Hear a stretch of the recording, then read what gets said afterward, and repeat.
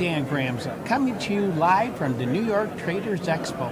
And with me today, we have a very special guest, Petra Zacek. Hello, everyone. Petra, first I have to tell you something. She won the World Cup Trading Championship in 2018, a big accomplishment. But I think it would be interesting. We're going to have a couple interviews. It'd be interesting if we could explore some of your journey. How did you get to the point of trading? And because I'm sure people here, it might be helpful for them to hear your story. Yes, thank you. I wouldn't say it was accidental, but I was fed and bred by trading floor because my entire career, my working career, I actually worked on the trading floor. I wasn't trading as trading. I was taking care of the institutional clients, so helping to invest or develop investment strategies to the pension funds, helping to hedge risk for very large corporates within Europe, Middle East, and Africa, because I lived in Europe. I worked in London, in Frankfurt, in Paris. So I literally spent almost 2 decades doing that on the trading floor of very large banks, investment banks like Merrill Lynch, Bank of America, Credit Suisse, Credit Agricole. So, interesting background. So I'm really kind of bred and fed really by trading floor, by the financial markets. The only thing is, if you work in that environment and you have so much access to insider information, typically your employer just restricts you completely from trading any of your money because it's just asking for it for problems. So I haven't been able to trade any type of my money for most of my entire life in investment banking. And once I retired, then it was, okay, now I can. It freed you up. Oh, yeah. Oh, that's good. So, and that is typical. Yes. I deal a lot with institutions or exchanges. Exchange people are the same. Like futures exchange, you cannot trade futures. Absolutely you can not. trade stocks, Yes. but you have to hold them for Yes. a certain period. It's very restrictive. Yes. But it does make sense, as you know. Totally. Right? Because it could get very complicated. Yes. If you do something, people say, oh, she had insider information. Absolutely. So that restriction does make sense, but I'm sure it's a little frustrating too.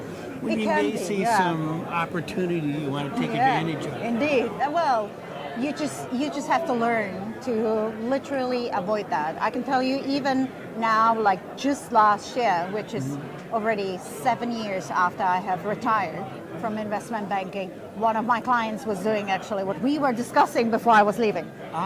So it can get quite lengthy, the projects. Like if someone wants to do IPO, go public. If someone wants to buy someone, maybe they are not doing it now, maybe they are going to do it in 2 years, maybe the analysis is going to take much longer.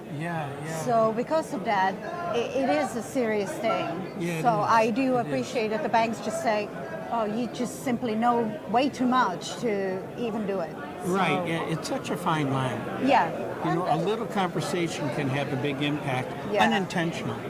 And the last thing you want to do is like speaking to your client who is Fidelity Pension Fund.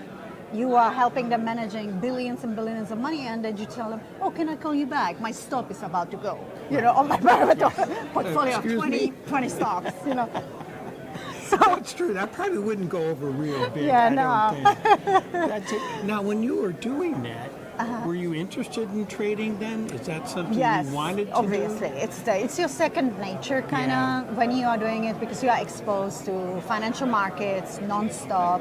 You see a lot of stuff happening. You notice a lot of things. I, for my business, had to do a lot of education, a lot of analysis, and also educating my clients to be able to do the right things, make the right decisions, because ultimately, unless they gave me a full mandate, they were making the decisions based on what I was trying to advise them on or what I was trying to recommend. So I had to absolutely make sure they understand what they are doing. So because of that, I always had very big interest in trading and what's going on and how is it impacting, not necessarily just that one asset, but the domino effects, what you would have, the totally unobvious thing which is going to happen as a past effect of some other events. So that makes a lot of sense because it is all connected in some ways, as you know. And nowadays, even more. It is. Yeah. It is. It's people. I had someone recently at one of my presentations here say, "Well, I only trade the U.S." But not really. Yeah, exactly. Not really. Yeah, 45% of the income for the S&P 500 is offshore. Yes, Right. indeed. So you're touching other parts of the world whether you realize it or not. Yeah, and you buy yourself an Apple, and over half of the products comes from China. There you go. Yeah. Which is a challenge right now, right? Oh, of course, and Very people interesting don't environment realize because that. of it. Yeah. And their idea of now switching to Vietnam to assemble a piece, maybe. Yeah. But to produce Yes. the components, Yeah. that's going to take a little longer, I think, for them to do that. But Of you're course. right, that's a good Yeah. example. But they are learning, all of them. Yeah, I mean, yeah, that's true. the curve is very steep. Don't underestimate it. No. Yeah. And one thing, when you have something like, I think this coronavirus, is that we all can learn something. Absolutely. It forces that learning curve in a way. Yeah. And hopefully long term that'll be good for everyone. Yes. Well, I have some more questions for you, Ben. Let's stop this first part of our interview. Awesome. We're going to have part B coming up here shortly. Thank you so much, Thank Petra, you. for your insights. And thank you for joining us. I'm looking forward to the Speak second soon. part here in just a minute. Coming to you live from the New York Traders Expo. I'm Dan Gramson.